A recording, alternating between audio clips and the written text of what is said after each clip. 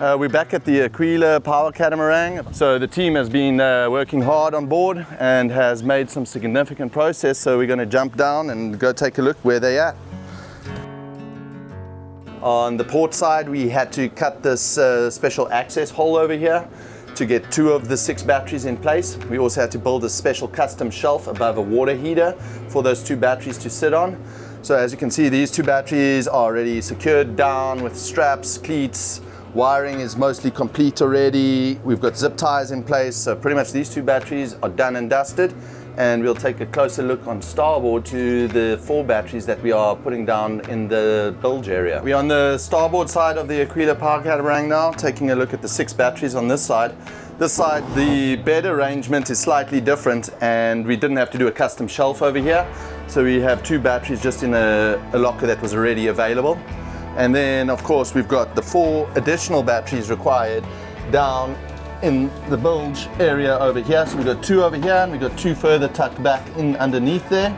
And over here we had to get a custom shelf made up as well to give us a nice flat platform for the batteries to sit on top of.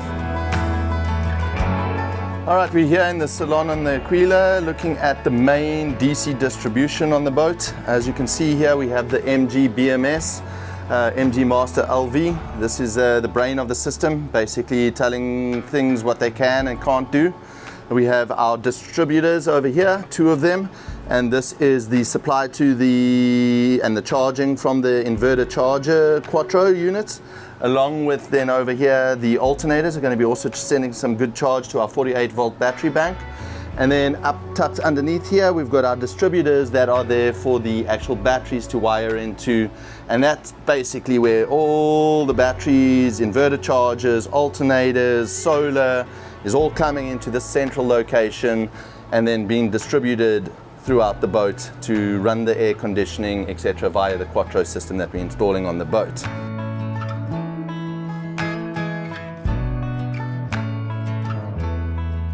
All right, we're going to take a closer look at the solar array that was installed on the Aquila. The owner wanted to go real big with the solar system on this boat, and we're close to 7,500 watts of solar power on the boat, and we had custom bracket systems made to go up on the hard top over here. As you'll see in a little bit, pretty sweet setup, all powder coated aluminum. You know, we've got bifacial panels and you'll see they kind of hang over the edge of the boat, so they're definitely going to get some reflected power and produce some power just from the reflection off the water and the boat as well.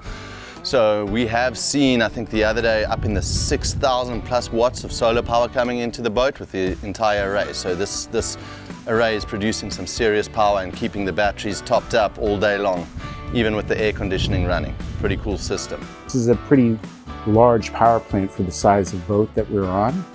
And we use some design techniques such as symmetry and cantilevering the panels out over the flybridge hard canopy to make that happen, and then designing a solar arch over the rear cockpit that would be also very balanced, symmetrical, and would be appropriate, right? And I think we've accomplished that here.